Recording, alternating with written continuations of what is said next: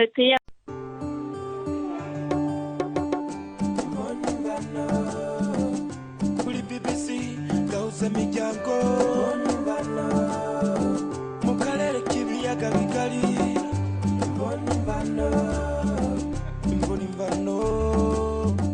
Mwaramukanya amahoro mwese muteze amatwi ikiganiro cy'imvoni imvano cyo kuri uyu wa gatandatu tariki ya 4 z'ukwezi kwa karindwi 2020. Kwa kabiri wa kino cyumweru igihugu cya Repubulika ya Demokarasi ya Kongo kizihije imyaka 60 ishize kibonye ubwigenge. Umwami w'Ububiligi Léopold Muri igihugu cyahoze gikolonije Kongo ku nshuro ya mbere mu mateka y'igihugu cye yatangaje ko ababajwe cyane n'amarorerwa yakorewe Abanyekongo igihe igihugu cyabo cyategekwaga n'Ububiligi. Inzobere mu mateka ya Kongo zivuga ko amarorerwa ndengakamere yakozwe cyane cyane kuva mu mwaka w'1885 kugeza mu 1908 igihe igihugu cyabo cyitwaga État indépendant du Congo kikagenzurwa n'umwami Léopold wa kabiri w'Ububiligi nk'akarima ke. Izo nzobere zivuga ko miliyoni zigera ku 10 z'Abanyekongo zishwe, imibiri yabo igatemagurwa cyangwa se bagahitanwa n'indwara igihe bakoreshwaga akazi k'uburetwa mu mirimo y'ibiti byavagamo imipira ya kawucu y'umwami Léopold wa kabiri. Umwami Philippe mwibaruwa yandikiye perezida wa Kongo nawe nyine yemera yuko ibikorwa by'urugomo ubugome bukabije byakorewe Abanyekongo muri icyo gihe, ndetse no mu gihe Kongo noneho yagenzurwaga na leta y'Ububiligi aho hari kuva mu 1908 kugeza ibonye ubwigenge mu 1960. Hagati aho leta y'Ububiligi yatangaje mu kwezi gushize ko hagiye kujyaho akanama k'abashingamateka kazasuzuma ukuntu Ububiligi bwitwaye igihe bwakolonizaga Kongo bukanayobora u Rwanda n'u Burundi. Mbese kuki umwami Philippe atasabye imbabazi ahubwo akavuga yuko yicuza ibyabaye? Niki gitumye abivuga muri kino gihe mu gihe abamubanjirije bo batigeze babikora? Imbabazi n'impozamarira bisabwa na zimwe mu mpirimbanyi za kiremwa muntu se byo ibyo byashoboka? Mbese hari icyahindutse igihe Kongo noneho yashyirwaga mu maboko ya leta y'Ububiligi kugeza igihe iboneye ubwigenge mu 1960? Ibi bibazo ndetse n'ibindi nibyo tuza kwibandaho muri kino kiganiro cy'imvoni imvano.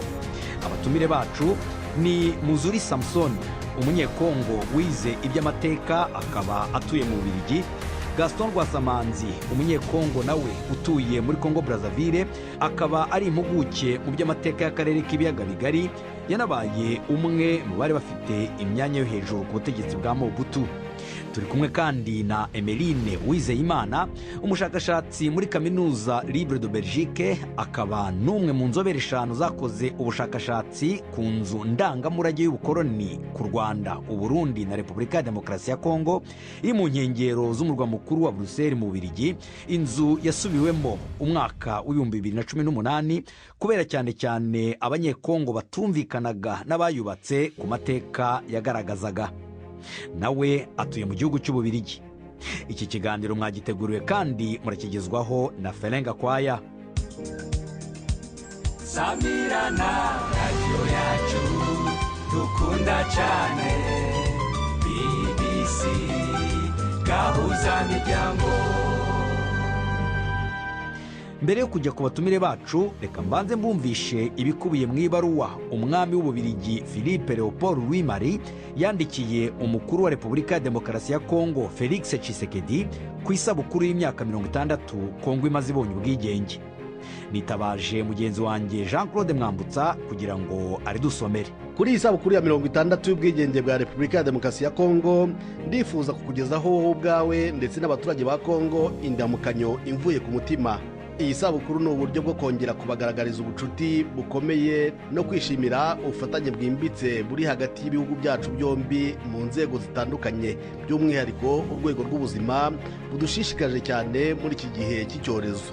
Iki cyago cyo mu rwego rw'ubuzima kitwugarije mu gihe twari dufite n'izindi ngorane. Ubufatanye hagati y'Ububiligi na Kongo ni inzira ishoboka yo guhangana n'izi ngorane.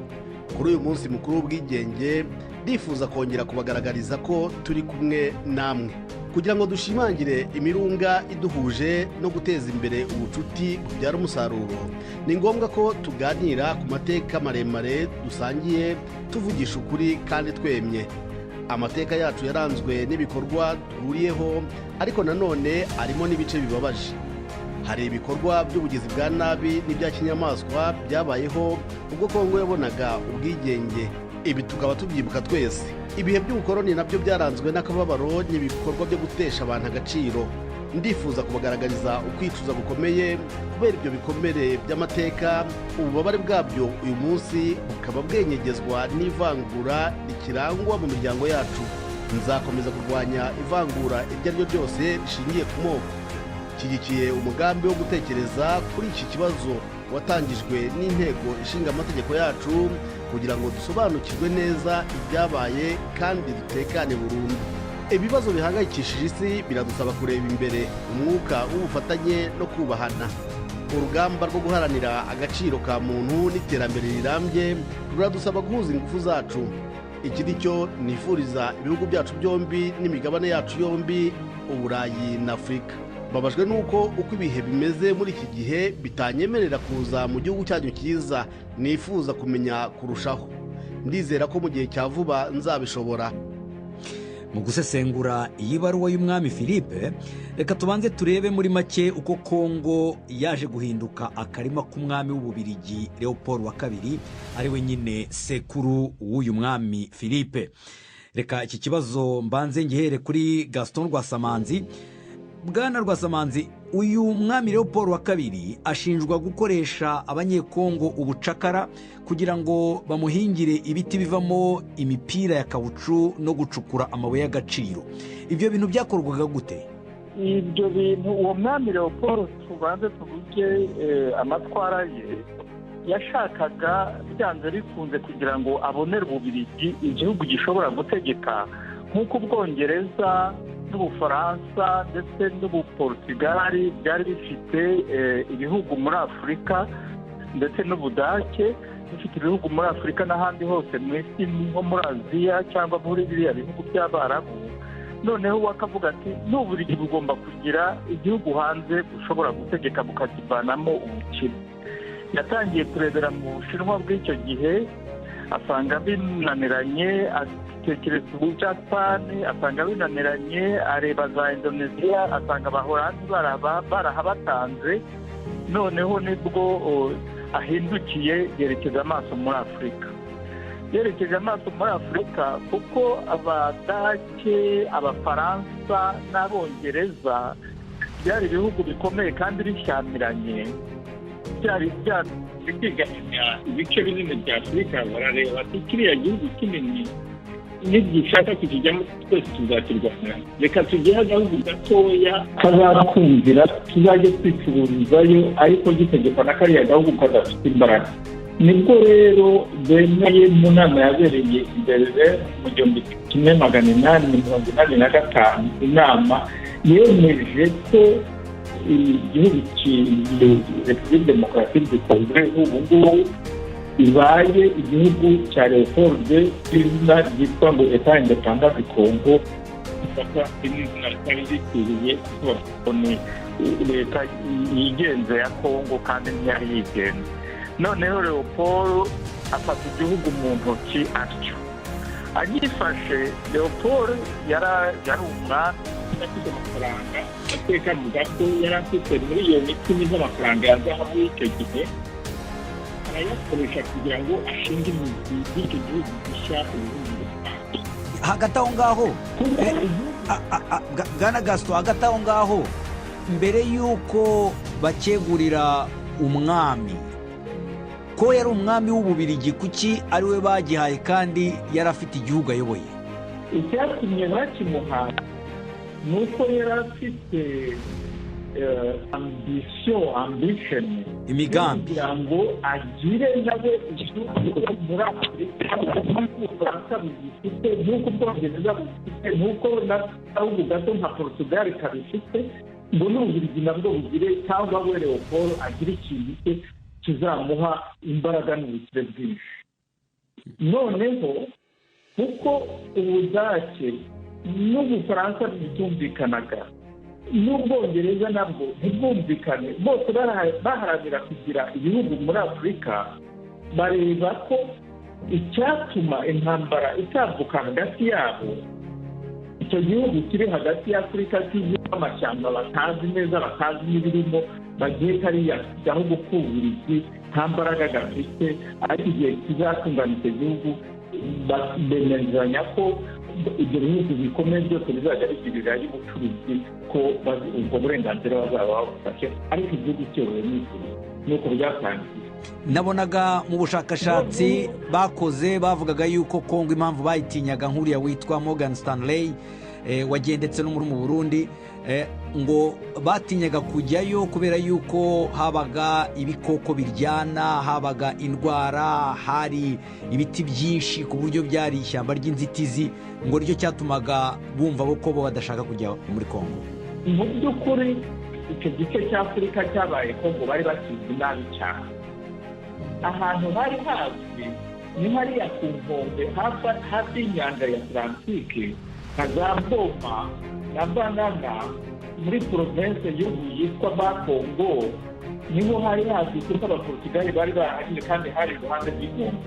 Naho hagati mu gihugu nta muntu wari ufite igitekerezo na gito y'uko hameze. Babonaga ayo amashyamba manini batazi ibirimo, bakavuga bati hariya hantu ntawaharukira, ntawe uzi ibirimo, ntawe uzajya tubire Ububiligi igihe bizamerera neza, ko twumvikanye ko dushobora kuzahasubiriza, nibahatunganya tuzajya tuhasubiriza, ubwo burenganzira turabufite. Ubwo rero amahanga aramwemereye ngo ajye kuhagira akarima ke. Rwose amahanga aramwemereye. Uwo mwami yari umuntu nk'uko nabivuze wari ufite ambition cyane ku gihugu cye no ku bwe bwite, arabyitangira. Amateka avuga ko yari afite miliyoni 10 z'amafaranga ya zahabu y'icyo gihe, yari menshi cyane. Noneho ayarohamo muri iyo mushinga, muri iyo poroje ye, muri uwo mushinga we nyine. Noneho atangira kwinjira mu gihugu no gukoresha abantu, kuko igihugu kitari cy'Ububiligi cyari igihugu cye bwite. Nk'uko ufite inzu yawe cyangwa akarima kawe, ntabwo yakoresheje Ababiligi cyane muri icyo gihe. Yafashe Abongereza, afata amoko yose, abantu bameze nka ba mercenari, bari ba mercenari rwose abenshi. Yari amoko y'Abongereza, harimo Abadage, harimo abantu muri Luxembourg, harimo amoko avanze benshi. Abaribo aha akazi arabarekiritinga, baraza bajya muri Kongo, nibo batangiye ako kazi. Abamercenari n'abacanshuro, nagira ngo abatabyumva wenda baze kuza gukurikirana. Ni abacanshuro. Ntabwo yakoresheje abantu ba leta y'Ububiligi, harimo Ababiligi yakoresheje, ariko bingiyemo ku giti cyabo batari abantu bo muri leta y'Ububiligi.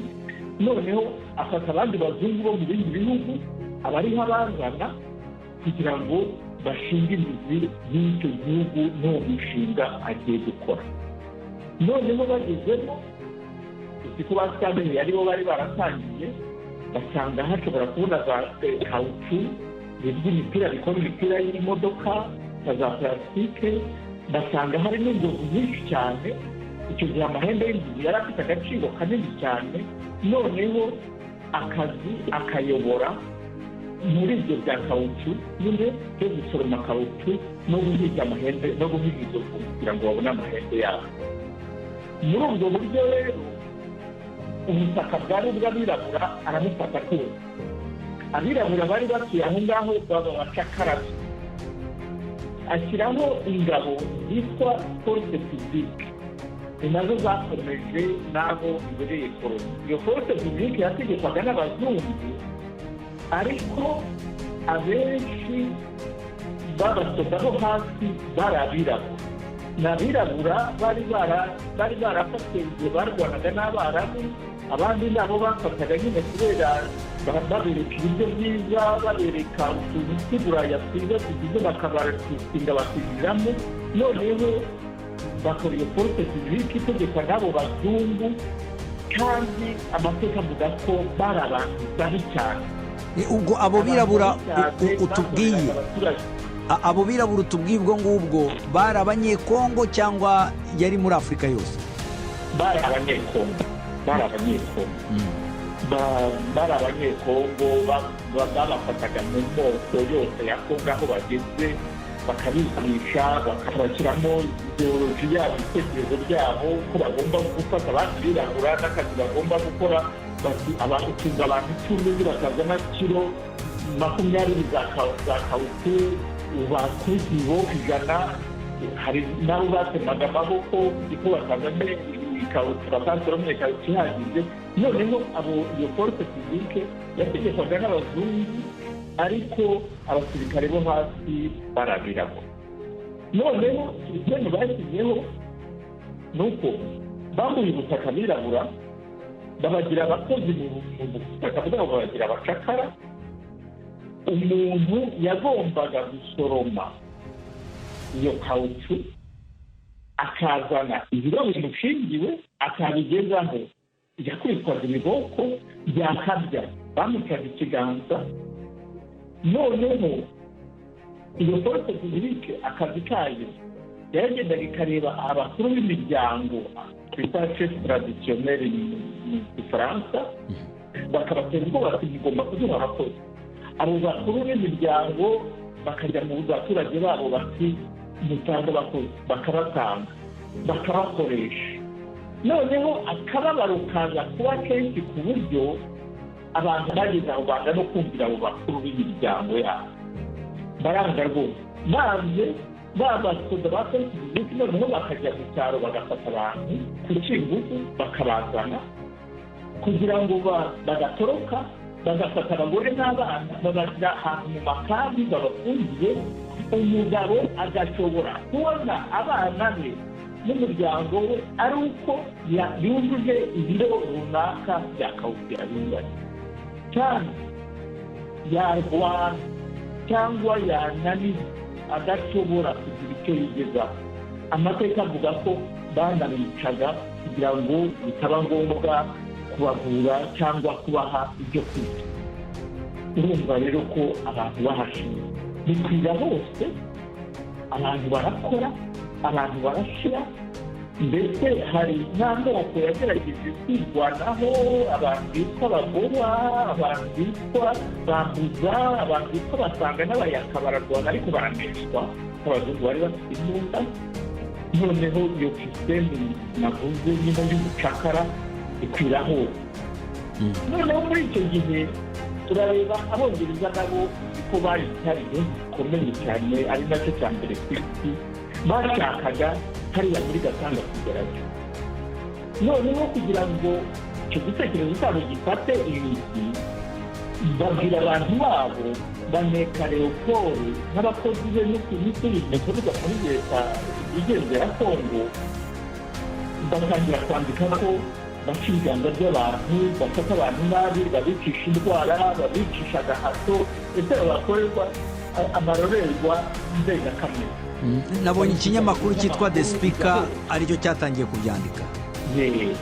Ariko abongereza mu by'ukuri ntibabikorera imitima myiza cyangwa imbabazi, nuko bagira ngo bace intege Leopold wa kabiri, iyo Gatanga bazayigire iyabo, ijye muri biriya bice bya Northern Rhodesia, Southern Rhodesia bifatanye na South Africa, biriya byabaye Zambia na Zimbabwe. Noneho kubera ibyo binyamakuru byasakaje ibintu hanze, ikibazo cy'ukuntu bafata abantu nabi kiragaragara kijya hanze. Kigiye hanze birasakiza cyane. Leopold nawe akora uko ashoboye, afata abanyamakuru, atanga amafaranga kugira ngo abantu bandike ibintu bimubara nk'icyaha, ndetse akora na komisiyo igenewe kurinda imibereho myiza y'abirabura. Ariko byose byari ibintu byo gushukana, bigenda bityo bikomeza bityo. Icyaje kuba nuko y'amafaranga ye yashyize mu gihugu za miliyoni 10 z'amafaranga ya zahabu yari afite yarashize.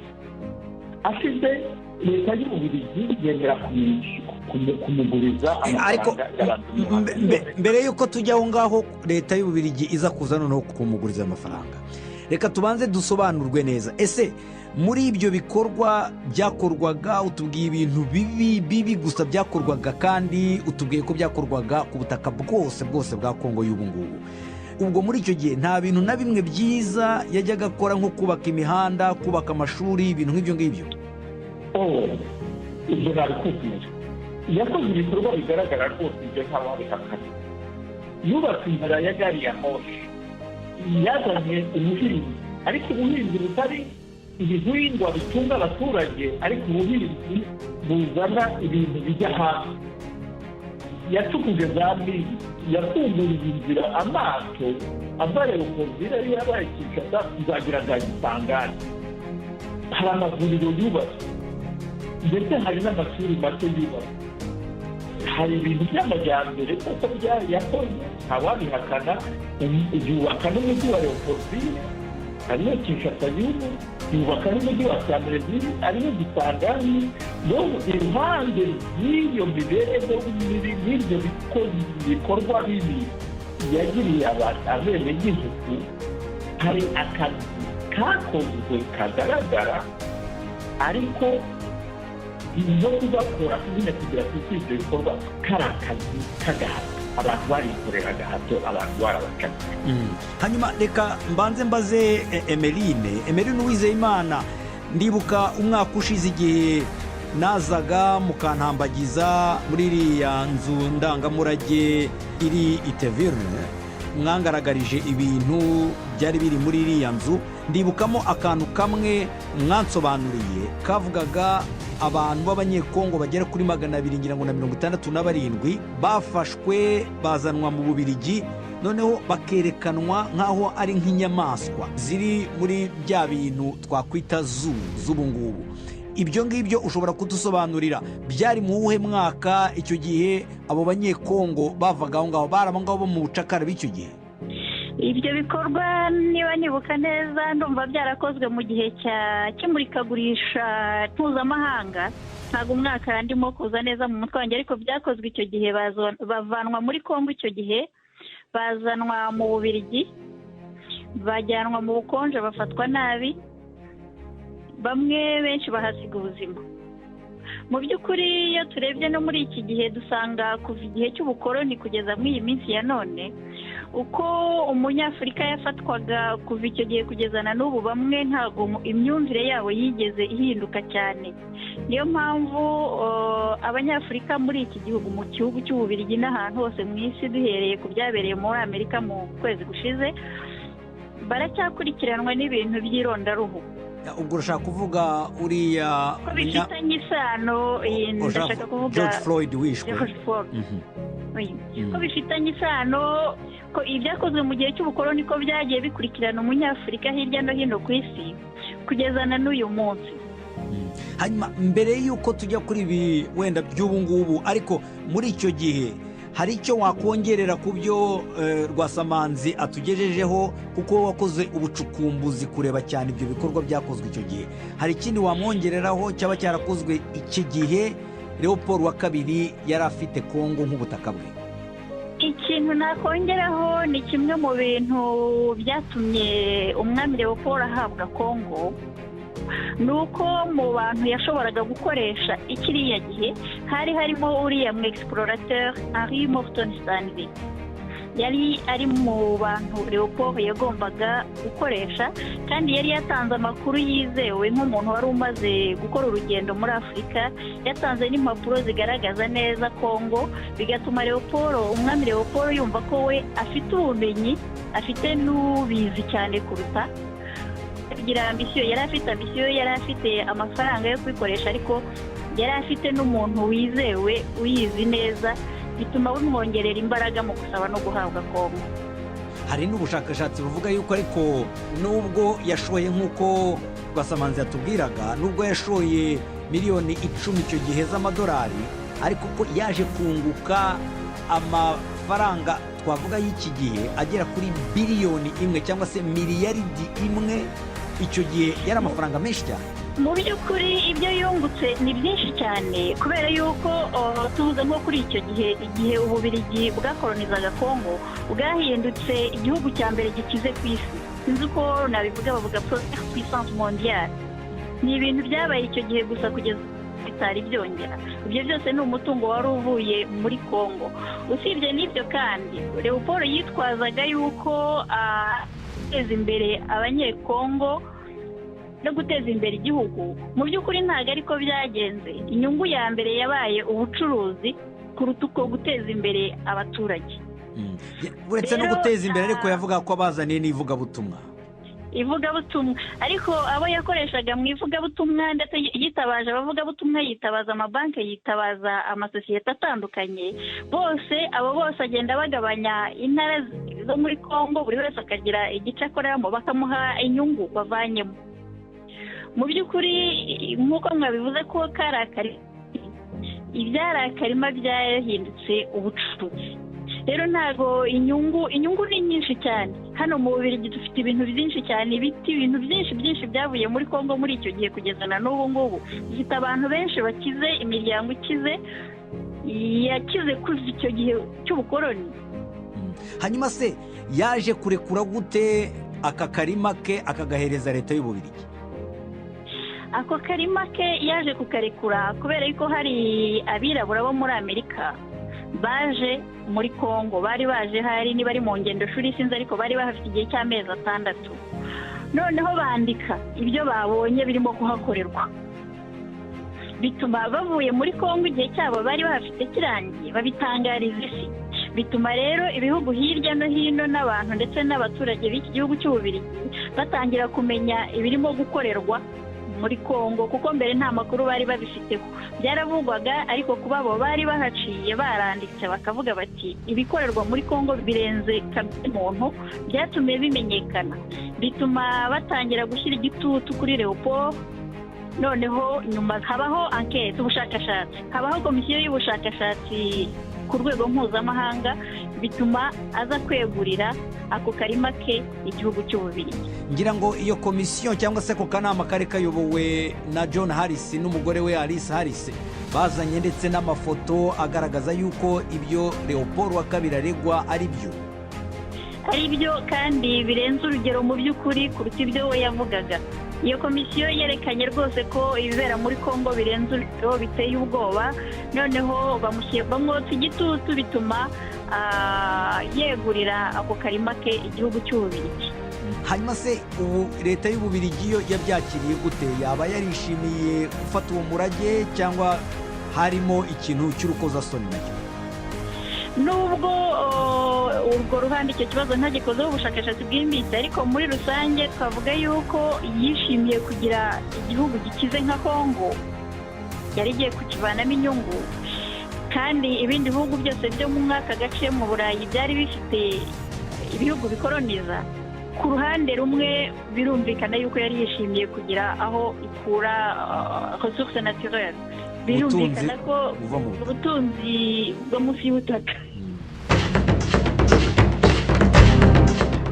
hari igitekerezo waba ufite kuri iki kiganiro? twandikire kuri info@bbc.co.uk.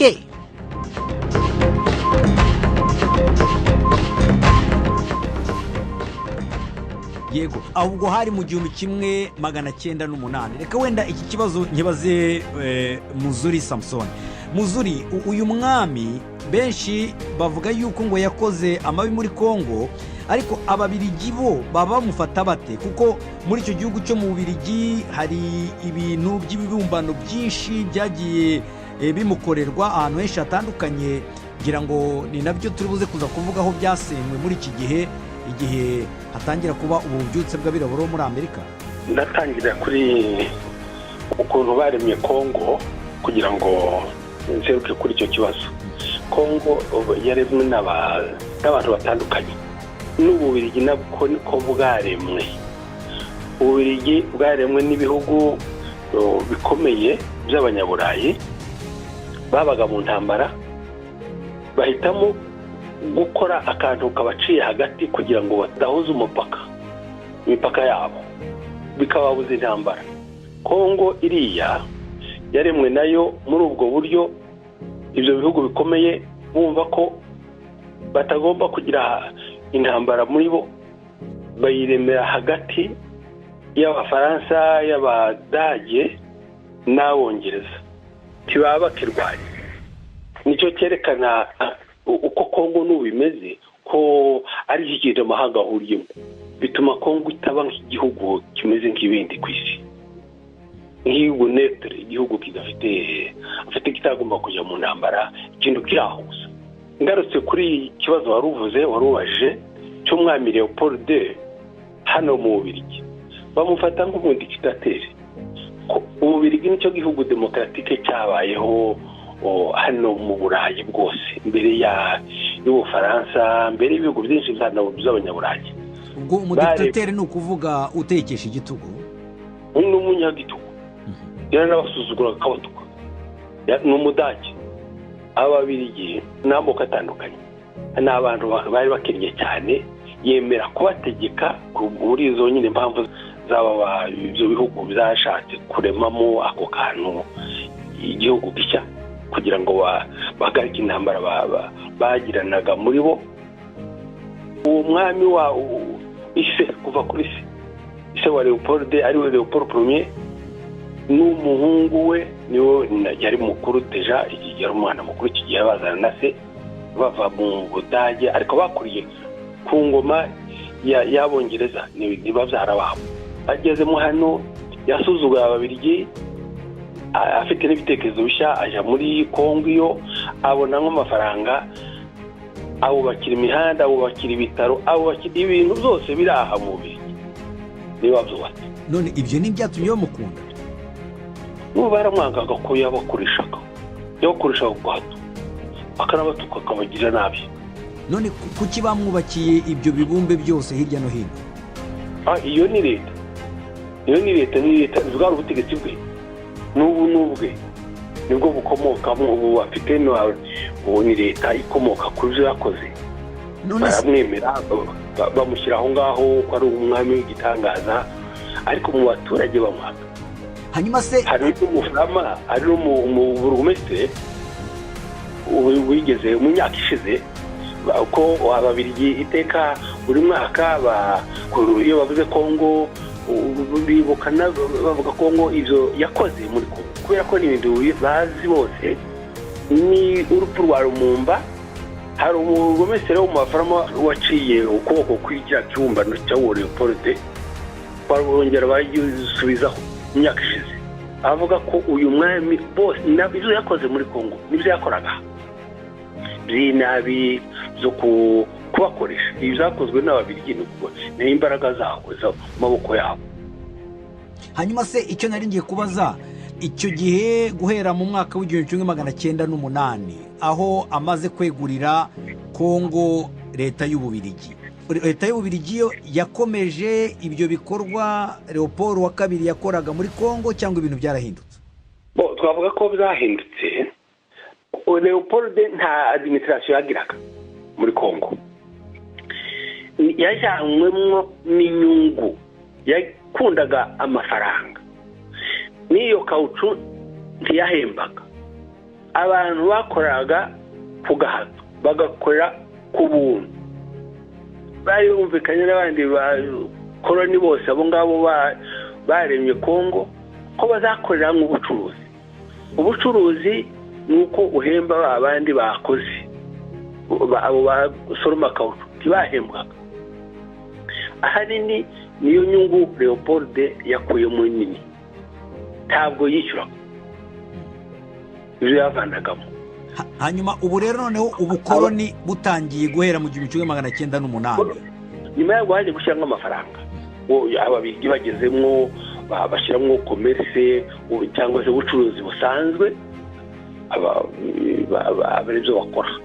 Bashyizemo ibindi byitwa ngo ibintu by'ibikorwa bya kijyambere by'ubuhinzi, nabwo ariko harimo agahato kenshi, kubera ko n'abantu bishyuraga imisoro abatahinze n'ibintu zabo ari abahinzi bahinga ku bintu by'agahato ariko barabishyuraga abahinzi b'ikawa abahingaga koto cyangwa ipamba barabahembaga n'ibindi. Noneho icyo gihe kandi igihe cy'ababirigi cyo bari bavuye muri izo za kawucu zari zahombye zari amafaranga yari make bajya mu bya mine biriya by'amabuye y'agaciro izahabu imiringa biriya byo muri Gatanga nizo zari bigezweho icyo gihe. Ububirigi nabwo bubikeneye n'abanyaburayi bakeneye izo z'amabuye bacuramo ibyuma by'amamodoka ibyuma bakoresha mu nganda.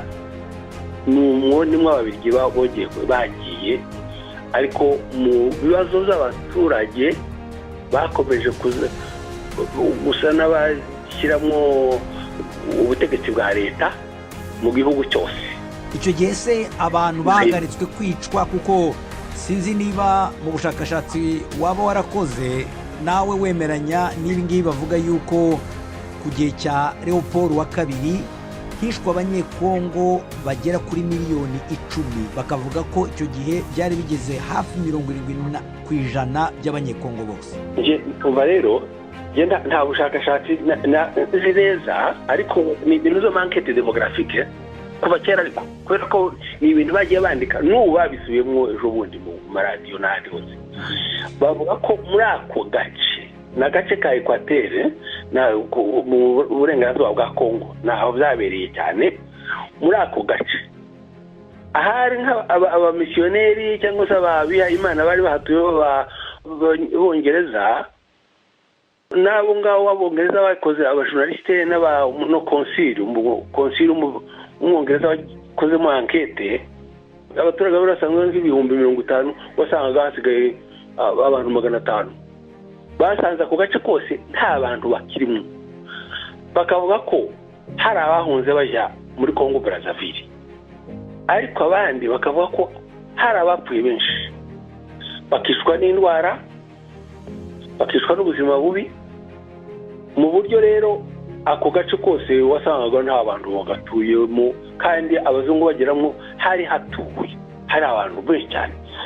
Muri ibi ngibyo rero by'imibare bakora ni ibintu bakoze ubu ntabwo ari none ni ibintu bakoze ku imyaka ya Leopold avuyemo bavuga ko hapfuyemo hagati ya miliyoni 4 na miliyoni 10. Emeline ngira ngo yagira ngo atwunganira ngo kuko yakoze ubushakashatsi bwimbitse. Emeline watwunganira? Mu by'ukuri ntabwo mfite imibare nanjye biragoye kugira ngo mbe kwemeza ngo abantu bapfuye bagera muri miliyoni 10 ariko ubundi bavuga hagati ya miliyoni 7 n'10. Gusa ikigaragara cyo ni uko hari abantu benshi bapfuye directement no kuvuga ku buryo bishwe bitewe n'imirimo bakoraga cyangwa bishwe n'abakoresha babo. Hakaba n'abapfuye bishwe n'indwara cyane cyane nk'indwara y'ibitotsi kuri icyo gihe n'izindi ndwara nyinshi kubera ko nk'uko wabivuze mu ntangiriro hari amashyamba hari ibikoko nta buganga bwari buhari bugaragara nta wari ubitayeho. Ibyo byose bisobanuye ko abatarishwe bitewe n'akazi bakoraga cyangwa ngo bicwe n'abakoresha bapfuye bishwe n'indwara. Reka noneho nsubire kwa Gaston Rwasamanzi. Mu itangiriro twatangiye tubabwira ibaruwa y'uyu mwami Philippe kuki avuze amagambo nk'aya ngaha muri iki gihe hanyuma kuki atasabye imbabazi ahubwo akavuga yuko yicuza ibyabaye. Ushobora kuvuga akajambo gato bimaze kuvugwa n'akantu gato cyane rwose komeza nta kibazo. Mu mpamvu na propagande Leopold yakoresheje avuga ko agiye muri Kongo bagenzi banjye babiri turi kumwe bambwire niba ntibeshya hari ikindi kintu cyavuzwe ngo bagiye gutabara abirabura bagurishwa n'abarabu. Icyo kintu nacyo cyagiye mu munzani kugira ngo abandi bamwemerere kuba icyo gihugu. Ntabwo ngarutse rero ikibazo barumbaje ubu ngubu. Narimbaje ni kuki uyu mwami Philippe avuze ijambo nk'iri ngiri cyangwa se yanditse ibaruwa nk'iyi ngiyi muri iki gihe akaba mu ibaruwa ye atarasabye imbabazi ahubwo akavuga ko yicujije ibyabaye gusa. ikintu nakubwira Gakwaya asubiza icyo ubwiye nanjye nk'ubu ikibazo icyo umuntu yakubaza ni iyo biriya bintu byo muri Amerika byo guhesha ruriya mwirabura ku karubanda abantu bose bareba iyo bitaba iyo baruwa yari kuzandikwa n'uriya mwami nicyo jyewe nibaza nkaba nibwira ko iyo hataba icyo kintu cyatumye abantu bavuza induru bagakomera bati biriya bintu ntibishoboka birabura bakakoma inyamaswa aho bari bose n'iki bigira birazamuka bigera kuri uriya mwami bituma ndakeka ndetse ndemeza iyo icyo kintu cyo kwica uriya mwirabura cyo guhotora uriya mwirabura mu nyamaswa kitabaho muri Amerika ntabwo iyi nama yarangiza ibibazo. Ubutegetsi bw'Ububiligi ariko bwari bwashyizeho akanama k'abashingamateka kajejwe gukurikirana ibi bintu koko by'ukuri byabaye haba muri Kongo, mu Rwanda no mu Burundi. Kwandika iriya baruwa biriya bintu byo muri Amerika byatembiye ikintu cya baratunguwe uriya mwami yanditse atunguwe bitewe na biriya bintu byo muri Amerika ntibiyemeza ko yari kwandika nk'uko yanditse yari gutegereza iyo nama ya parliament y'abadepite ikabyiga ikazasohora ikintu kitazi icyo ari cyo ariko kwandika sindi yari ko yari kwandika iyo biriya bintu byo muri Amerika bitabaho. Kuko ndibuka ku munsi Kongo ibonaho ubwigenge Patrice Lumumba wari wabaye umushikiranganji wa mbere wa Kongo icyo gihe Kongo yigenga yaravuze ati twaratutswe turakubitwa turasuzugurwa kubera yuko turabirabura. None hashize imyaka 60 avuze ibyo bintu ubu nibwo umwami abivuze hashize igihe kirekire cyane kandi nyamara habaye ibintu byo kureba gucukumbura gushyiraho akanama gashinzwe kureba koko iby'urupfu rwa Lumumba. Niyo mpamvu nibazaga kubera iki ubu ngubu uyu mwami aribwo abivuze. Impamvu ni iyi ngiyi uriya mwami ikintu cya mbere ni mutoya ibyo byabaye kera ari muri generasiyo itarabaye muri iriya bintu yanabyegereye biriya byabaye kera kirisire rero afite we umuco we afite ibitekerezo by'iki gihe nk'umuntu uretse no kuba umwana nk'umuntu arabona agasanga kari akarengane gakomeye ariko ategeka igihugu ari hejuru y'igihugu niwe ureperezanta igihugu cye yavuze ati ngomba kugira icyo nkora ariko sinasaba imbabazi kuko leta yanjye itanyemereye mubiri umwami ntategeka. Aho niho byugariye rero aho niho bifungiye ibyo uvuze kuko hari umwe wo mu muryango we ni nyirasenge we yitwa ngo ni Marie Esmeralda yahaye ikiganiro ejo bundi BBC igisata cya Focus on Africa mu rurimi rw'icyongereza avuga yuko nawe ashyikiye ibyo gusaba imbabazi. Reka mbanze mubumvishe mwumva uko yabwiye mugenzi wanjye Rukwesa Burak wo mu gisata cyo muri Africa Focus on Africa. Ndatekereza ko iyi ari intambwe ikomeye uyu munsi kuba ku nshuro ya mbere umuyobozi wa leta y'Ububiligi yagaragaje kwicuza gukomeye.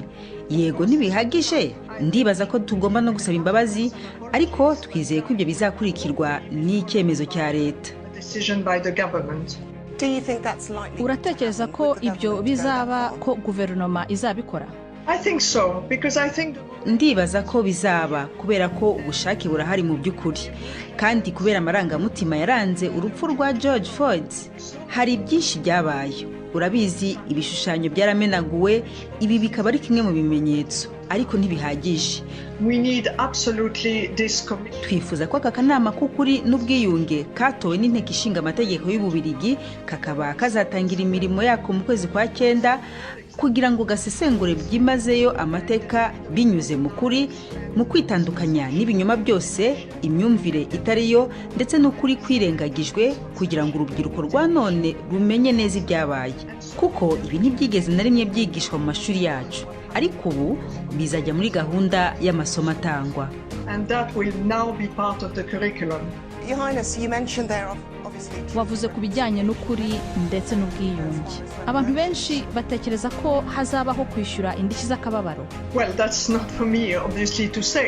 Ibyo ntabwo ari igihe ugomba kubivuga, ariko biri mu bizaganirwaho, kandi ni ngombwa ndetse cyane ko tugerageza kubaka ikintu cyiza, kuko mu gihe twakwemera ko ubukoloni ari kimwe mu mpamvu zikomeye uyu munsi zitera ivanguramoko, kandi icyo ntawagishidikanyaho, icyo gihe nibwo twabasha kubaka umuryango utarangwa n'ivangura cyane kuri ba nyamuke, noneho tukubaka ikintu kizima. Ibyo ni ingenzi. Sinzi niba warigeze usura igihugu cyitwa Zaire mu gihe cyashize. Wigeze se uhasura ubu hitwa Repubulika ya Demokarasi ya Kongo muri iyi myaka? Hari icyo waba uhibuka? Nahasuye rimwe gusa, kandi hari haramaze kwitwa Repubulika ya Demokarasi ya Kongo, ubwo hari mu 2014. Nasuye pariki y'igihugu ya Virunga. National Park. Ni iki igihugu cya Repubulika ya Demokarasi ya Kongo kivuze ku muryango wawe, wowe nk'umuntu wakuriye mu muryango w'abami?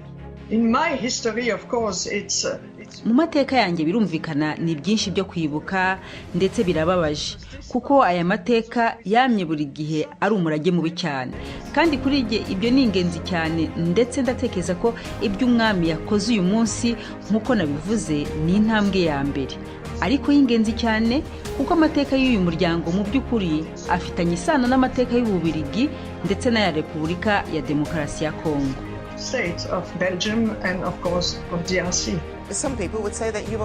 Abantu bamwe bashobora kuvuga ko wowe ibyo uvuga bidasanzwe. Ni iki Ababiligi bo babivugaho? Uyu munsi bisa naho bagombye gusaba imbabazi ku bintu baba baragizemo uruhare. Urabona, ntabwo uyu munsi ari ikosa ry'Ububiligi cyangwa iryanjye, ariko hari inshingano zikomeye kuri leta. Ibihugu byinshi byasabye imbabazi, nk'Ubudage kubera jenoside yakorewe Abayahudi, muri Afurika y'Epfo kubera politike y'ivanguraruhu ya apartheid. Ndibaza ko ibyo byumvikana. Navuga rero ko abakoloni bose, ibihugu byose by'Uburayi byakolonije, byagombye kureba inyuma mu mateka yabyo bigasaba imbabazi.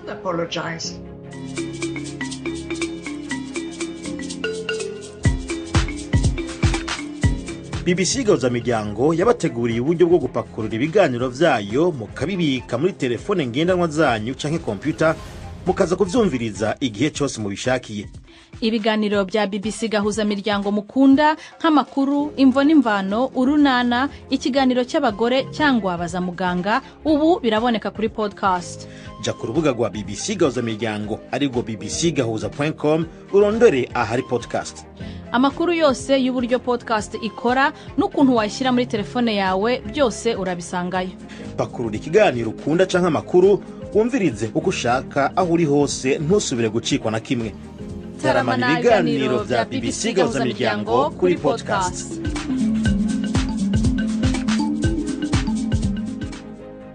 Reka iki kibazo nkibaze Emeline Wizeyimana.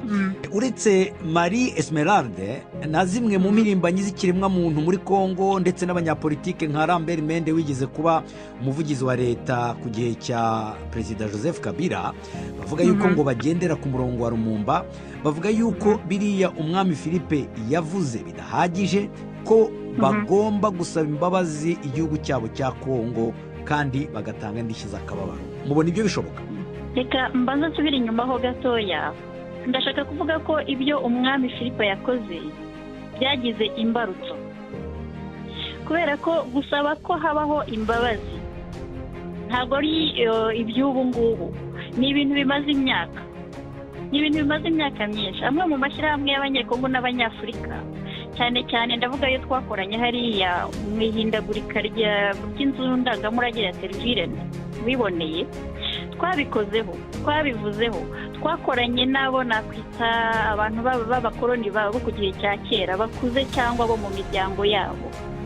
Ariko hakazamo ikibazo cyo kuvuga ngo ntabwo leta y'Ububiligi yasaba imbabazi, kubera yuko igihe ibyo bibi byakorwaga ntabwo ariyo yari ifite Kongo. Ni ukuvuga ko ari umwami n'abamukomokaho, abo mu muryango w'umwami bagomba kubikora. Urumva hari harimo gutererana ibikorwa, ninde wakoze ibi, ninde ugomba gukora ibi ngibi. Ni ukuvuga ko gusaba ngo Ububirigi ntibusaba imbabazi ntabwo ari iby'uyu munsi, ahubwo uru rupfu rwa George Floyd rubaye imbarutso itanga icyizere mu babiharaniraga, noneho barakomeza habaho kuguhanura ibibumbano n'ibindi bikorwa byose byerekana yuko ikiganiro twasabye deba hagati y'imiryango yombi, deba hagati ya kominote y'Ababiligi na kominote y'Abanyafurika ntikigeze gihabwa agaciro. Noneho ubwo irondaruhu rikomeje gukorwa hirya no hino ku isi, natwe reka twerekane ko tutishimye. Mu by'ukuri navuga yuko umwami ntabwo yarayobewe yuko igihe kizagera agasaba imbabazi, ahubwo hari icyo bita imbarutso. Noneho rero kuvuga ngo azatanga yicujije ni byiza. Ikintu cyose kigira intangiriro, niyo mpanava. Ikindi kandi ni byiza kubera ko noneho bigiye guhumuriza kominote zombi, zaba iz'Abanyafurika zararaga ijoro rihanura ibyo bibumbano, zaba n'abo bansekuru, abo bakoloni ba kera n'abashyigikiye umwami babibonaga nko gushotorana. Umenya bigiye gutanga ihumure mu baturage. Ni ukwicuza ni byiza, ni intangiriro, reka ko tubifata. Ariko noneho no gusaba imbabazi bigomba kuzaza igihe kimwe. Niyo mpamvu bavuga ko iyi komisiyo izerekana uko ibintu bihagaze. Reka twizere yuko uko gusaba imbabazi kuzabaho. Ku byerekeye indishyi z'akababaro byaba byiza niyo yaba ari indishyi y'akababaro sembolike, ni icyifuzo cyanjye, ariko ntabwo mbyizeye.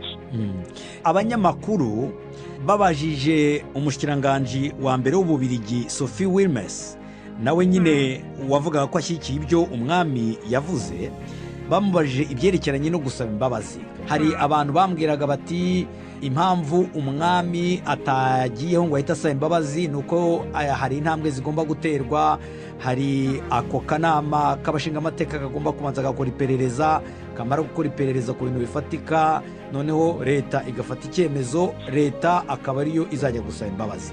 Reka mbanze mbumvishe uko Sophie Wilmès yabisubije. Mu mwaka w'ibihumbi 2020 dutegerezwa kwihweza ako kahise dusangiye, umutima uri mu nda kandi harimo ubushishozi. Kahise karanzwe n'akarenganyo hamwe n'ubugizi bwa nabi byagiriwe imvukire z'igihugu ca Kongo. Umwami w'Ububirigi yemeje amabi y'ubukoloni mu gihugu ca Kongo mu kete yandikiye umukuru w'ico gihugu.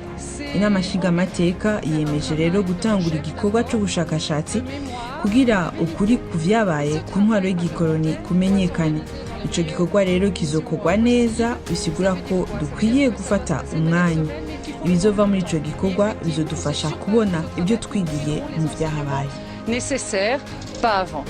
Reka iki nacyo nyibaze Muzuri Samson. Muzuri, wowe ubibona gute? Urumva uko Emeline we abitekereza, avuze igitekerezo cye. Wowe igitekerezo cyawe ku byerekeranye no gutera intambwe gusaba imbabazi ni iki? Hagati ya Kongo n'Ababiligi harimo ibibazo byinshi. Abanyekongo barabigendana, bazi ko Ababiligi basahuye Kongo, ariko Kongo iri mu bukene. Ibyo barabizi. Hari amafaranga y'icyo gihe ayo y'uwo mwami n'ubu arahari. Mu myaka 10 ishize bigeze kubwira umwami se w'uyu nguyu uriho witwa Albert de wa kabiri, baramubwira ngo Abanyekongo barakiriye, none amafaranga amutunze we ava muri ayo ngayo Leopold yavanye muri yo kaucu azasubiza Abanyekongo. Ibyo barabizi.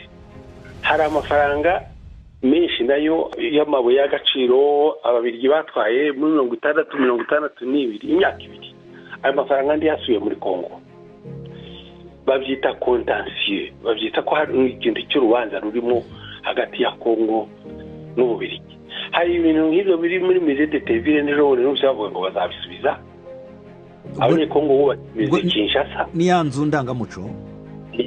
Ibintu zabo zose birimo basahuye bagamije gusenya imyumvire n'umuco wabo w'Abanyekongo. None abantu bakumva ko ibyo bintu bisubiye muri Kongo hari ibintu bya identité, ibintu biranga umuntu, biranga amoko, ibintu bimugize amateka yo kunabaho. Ibyo byose barabizanye babizana hano muri iyo mize yabo ba nyirazo bari muri Kongo barabikeneye bakavuga ati ibyo bintu bigomba gutaha n'abanyafurika bose ariko iyo ni demarche n'ibindi by'impapuro by'amashive ni byinshi cyane iyo yose ni ibintu birumva ko niyenda abo ngabo bakora iyo komisiyo bazabigeraho ntibazareka ibyo bintu bizana umwuka mubi hagati mu bategetsi b'ibihugu ibyo bintu kandi bigomba gushira kugira ngo ibyo bya rasisme cyangwa se ivangura ry'uruhu mu bantu hano ababiligi bamenyera abirabura ntabwo ari byinshi cyane ariko bikomezwa n'ibiri muri leta politike ya za leta niho bavangura nimwo babiri izo zose noneho rero leta kubera ko bemera bakavuga ati turasaba imbabazi niba basaba imbabazi nicyo ni byiza izo bazishyura cyangwa se ibyo indishyi bazatanga barebera ku bandi nabo abafaransa ibyo bavuga bazatanga ni ikintu kimeze gutyo ntabwo ari ikintu cyoroshye kuko nabo ntabwo birimo n'ikintu cya colonization n'ibintu biri mu mibanire y'ibihugu by'abanyaburayi n'ibihugu biri muri Afurika bifashe mwaho ngaho na politike zabo zikiriho kugeza ubu abo banyaburayi niba bazazihindura nabyo birimo ko bafata abanyafurika nk'abantu badafite agaciro byose birimo basaba agaciro nk'uko mubibona rero dore amasaha atugeranye iki kiganiro kitarangiye kuko hari byinshi byo kuvuga bitumye rero iki kiganiro tugicamo ibice bibiri iki gice cya mbere twari turi kumwe na Emeline Uwizeyimana Gaston Rwasamanzi ndetse na Muzuri Samsoni akaba ari nabo tuzakomezanya mukabumva ibyo bakomeje bavuga mu kiganiro cyacu cya kabiri kizahita ku gatandatu w'icyumweru gitaha reka shimire Raj wamfashije mu buhinga bw'ibyuma shimire kandi na Jacques Nitegeka wamfashije gutegura kino kiganiro reka nabibutse yuko iki kiganiro cy'imvo n'imvano mu gikurikira kuri Kisoro FM aho ni muri Uganda mugikurikira kuri FM za BBC Igoma ni Bukavu muri Repubulika ya Demokarasi ya Kongo mugikurikira kandi no kuri internet kuri bbcgahuza.com muragikurikira kandi no kuri Facebook kuri BBC Gahuza reka mbashimire mwe mwateze amatwi kino kiganiro mwari kumwe na Ferenga Kwaya nakagaruka